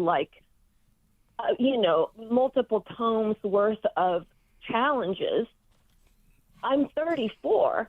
I may not be 26 anymore, but I ain't 50 or 80, or, you know what I mean? And so I think that there's still a lot for me to learn. And I think that that's more of a, thinking back kind of thing. Mm-hmm. So I wouldn't say that that's my aim, but I'm not going to discard it. You know, I'm just curious, the coalition that you have built, the goodwill that you have amassed, doesn't that benefit you to eventually endorse someone in this race to move the movement you have been working on? If you were to come across a candidate that wanted the same things you had wanted in this position, wouldn't it make political sense to help their campaign to continue the work you've done, or isn't that how you look at it? Yeah, I mean, look, it would make political sense for me to run again. Like, I think people, we have a natural tendency to to speculate about things. We want answers. So when we don't believe we have the right one, we'll go sort of make up our own. And so I can understand people being puzzled. Like, why would she do this? Why would she not endorse anyone? Like, it doesn't add up. It really doesn't. And it's because I mean, it's the same reason why, like, I didn't run for school board. Like, I remember when I first ran, people were like, well, why are you starting in this role? Like, why don't you work your way up? I'm like, because I'm not trying to be a politician. I am trying to do a job that I think can be a lot more impactful. And so anyway, it's the same thing. I'm trying to follow my values, my principles. I do believe that campaigning for the slate will convey that message ultimately. And I think people see the record that I have built, and certainly primary voters, if polls are anything to go by, believe in that approach. So, I mean, you raise a fair point. Absolutely. I'm just, I see it a little differently. 713-440-8870 is our phone number. Roberto from the Museum District is on the line for you. Roberto, what's on your mind? Thank you, Ernie. I'm Hispanic, 76 years old. I'm planning to run as an independent for District 7 in Congress. But I'd like to tell you two things. You are a wonderful role model for us Hispanics, young and old. You are brilliant. You have a great future. And I really want to congratulate you and support you when you gave us your mental health issues. Celeste supported you in doing that. Others did not support that. They thought maybe that brought you down. But that took tremendous courage. So I want to congratulate you on doing that. And do keep up mental health. As you know, that's a big issue today. So you're very progressive, very contemporary. Do not burn your bridges. Please do not remain a Democrat. Just say you're independent, you're considering your options, and don't burn any bridges. Thank you so much. Roberto, thank you for that. Judge, your reaction. Thank you. Thank you so much, and congratulations on your candidacy. I think it's wonderful for folks to put their hat in the ring. And about, burning bridges and the way I identify myself. I mean, look, I will say one of the things that is frustrating, and you have to really learn to not take it to heart, and I have figured out how to do this, but it doesn't make it, joyful, is that people will mischaracterize you, right, as detractors. And so if you look at my record, it's very practical, very pragmatic. The issues we work on are not really political. And so the fact that for my reelection, my detractors had to create a new version of Lina Hidalgo in order to run against it. I mean, nothing that they ran in their ads was actually true. And so that is something that I totally agree. I'm like, I would love to be able to really convey that message of my focus being the community, very practical governing. But you know what? The nature of politics these days is that we are so divided that it's very easy for people to believe that I am at this extreme, right, when somebody else tells them that. Just quickly on the mental health issue, any concerns, any second guessing on how you went public with it, or do you still stand behind that decision and how it played out? I stand behind it 100%. Personally, it is a great relief to not have to hide that. It's very empowering. And on a professional level, it just warms my heart to continue to hear from people like the caller about, how grateful they are that I've done this. And oftentimes, people who say that my decision inspired them to take care. And I thought because of other people who had been public about their treatment. I'm aware that folks have tried to make this an attack. People on both parties, they've tried, and it's nice that it doesn't really land, because I think whether we want to accept it or not, we all either know somebody who's dealing with or are personally dealing with these issues. Yeah. Well, I was going to ask you, Judge, what your proudest moment has been during your 2 terms, but perhaps maybe you just answered that question. Mm-hmm. Right. Yeah, it's hard to choose one. I think that I've been really proud of us as a community, particularly during emergencies. I mean, to be sitting there in the emergency operations center and just knowing what everybody is going through, and just being in the middle of it and seeing people be so resilient and so dedicated to helping each other and so thoughtful. I mean, that just it brings me a lot of pride to be able to be a part of that and be in the position. Judge, your phone line's a little wonky, so I hope you next time will come and join us here in studio and Seriously, we can chat some oh my more. gosh, I'm so sorry. Judge Hidalgo, thank you for joining us today on Hello Houston. Coming up, we will be talking with Arte Público Press, doing major things right here in the city that's located right here on the UH campus. Stay with us as Hello Houston continues.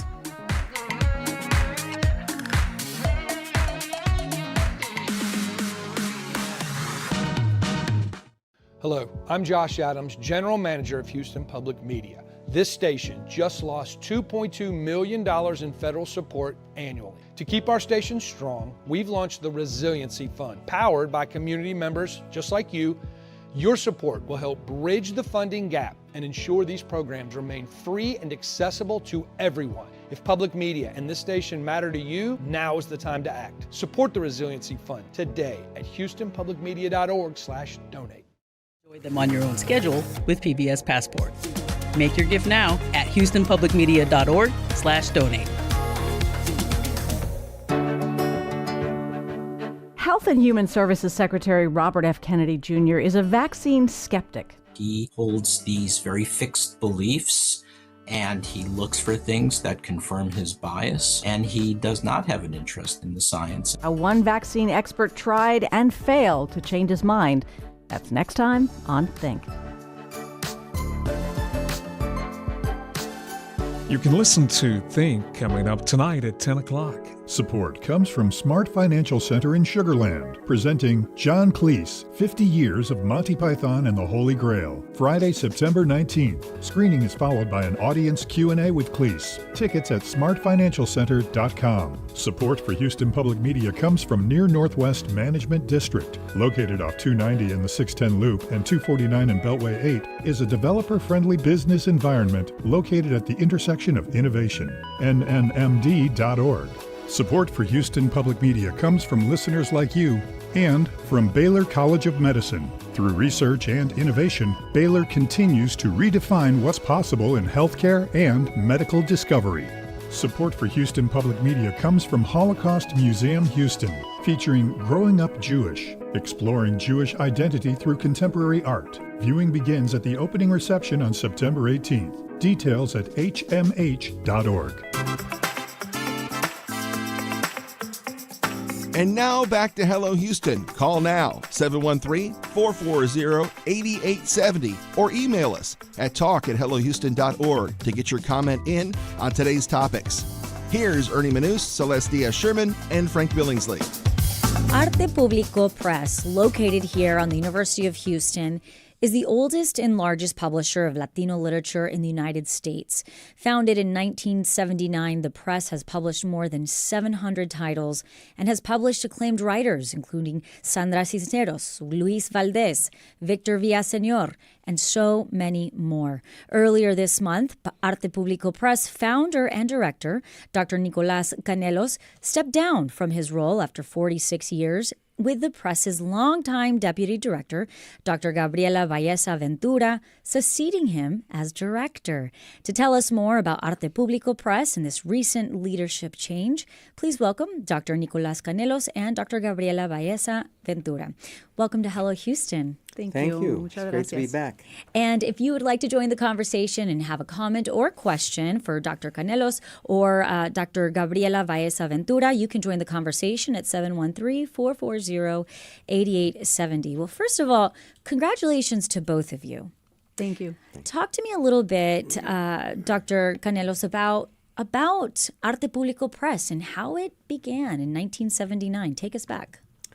Well, Arte Público Press was an outgrowth of a magazine that we published from the early 1970s up to 1979 called Revista Chicano-Riqueña, which was part of the Latino civil rights movement. Mm-hmm. And so it all started when we were out there marching and boycotting and trying to get electoral representation and get bilingual education in the schools and start ethnic studies programs at universities. And there were all these writers and artists going around supporting all of this movement, and they didn't have any place to publish. So we started this magazine. And back then, there were hardly any books available for university classes on Latino studies, Latino literature, history, and so forth. And they started using the issues of our magazine in classes as textbooks. Wow. So by 79, we figured we could start publishing books. Yeah. And that's when we hit the ground running with some of the writers that used to be published in the magazine. And that's it. It took off. Dr. Ventura, looking at the different landscapes we're in today or how similar they are, now taking leadership of the company today or the publisher today, how different? What are you facing that's similar and how different are things? So we are currently facing some difficult times, of course, in terms of readership in the U.S. We are down about 16% of readership in the U.S. in terms of reading for pleasure in adults. And then there's another report that is telling us that we are not raising readers. So that means that we are not teaching our younger children to grow up, reading books. And so I think it's challenging times in the sense that we are confronting, communities that are perhaps not willing to, to go into reading or purchasing books as often as it was happening in the past. And so I see that as a similar situation that we're facing. And so, but we're committed to bridging that gap. We've been there before. We know that there are strategies to strengthen the work that we're doing and put it into the hands of our readers. And I see you're a not-for-profit press. Absolutely. But therefore you count on donations like we do. Yes. How's that going, especially with some of the cutbacks at the national level? Mm-hmm. Thank you for that question. We recently lost quite a large amount of funding from the National Endowment for the Arts, National Endowment for the Humanities. And so we are constantly on a campaign to raise funds to continue to publish and print more books. We always have an ongoing donation page on our website, but we are also we always encourage people to buy more books, to recommend our books, to recommend them to schools, to libraries, to create their own libraries at home, so that the more books that we print, the more books that we sell, the more books that we're able to print. As we also have other initiatives that are tied to research. Right, so we also sponsor internships for undergraduate and graduate students, and so some of the funding that comes in from local organizations and national provide support for that. I'm curious, are you a print on demand? Do you wait till somebody orders the book, then you print it? Or No. We have a very large catalog of over 700 printed books. Wow. Mm-hmm. And most of them are also available in ebooks. When we do go into print on demand, it's because books are getting close to being out of print and there's not enough demand for them. Mm-hmm. So then we start servicing the market through print on demand. But that's a small minority of our books. It's interesting, as we sit here, so many times people will look at something like Chamber of Commerce and say, we have a Chamber of Commerce. Why do we need the Hispanic Chamber of Commerce? Mm-hmm. Some people, what type of challenges have y'all faced where people might say, why do we need a Latino-focused press? Why can't y'all just be under everybody or anybody else? Well, historically and to the present, the capital for literature and publishing in the United States is New York. So the majority of the Latino population is far from New York and has, to the present, encountered difficulties for its writers to get representation. Agents, are looking for bestsellers all the time, and they automatically classify ethnic literature or regional literature, et cetera, as not as competitive as some of the blockbusters they like to get their teeth into. And so Latino authors have a hard time finding agents, and agency is the way to get into publishing or big-time publishing in New York or even in L.A.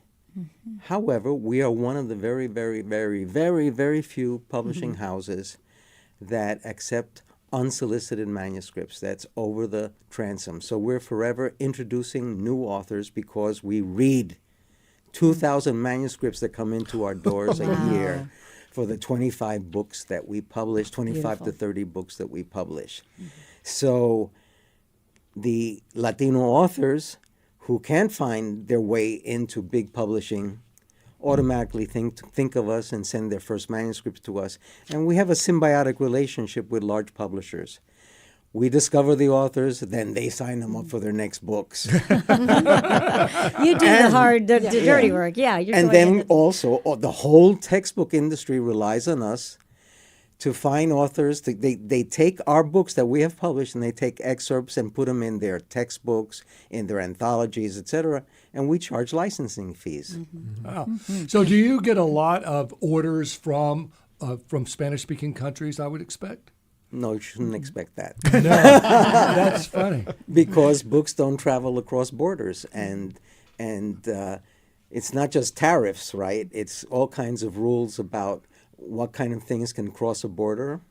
So the only way we encounter our international readers is through services like Amazon. Yeah. So we do find readers in India and China and every place, yeah. So, we were talking a little bit about the importance of representation and that you all providing that service for Latinos. Dr. Ventura, what does it mean for you now moving into this new era to make sure that Latinos continue to be represented at the rate that they deserve? It means that we need to continue to advocate for the agency, right, for our authors to be represented in all spaces within the publishing world, that they're represented at, for instance, that their work is visualized at airports, at all bookstores, that their work is included in classrooms. The literature that we publish, even though it is, identified as Latino, these writers are American writers. This is American literature. They're not an extra. They're not something totally different. These writers are writing from their Latinos as they are experiencing their lives as Latinos. So they're everyday stories, very well written stories. So that's what I imagine, right? Thinking about where are our authors not featured? Why haven't they made it into these spaces? And what can we do to make sure that there's equality in that representation? Dr. Kanellos, one of the signature achievements of your group is recovering the U.S. Hispanic Literacy Heritage Project. Talk a little bit about that and the significance of that. Here we're talking about what we're publishing new and stuff, but there is this rich history. Well, when we all went to school, we couldn't find anything that was related to Latinos in the library or in the classrooms.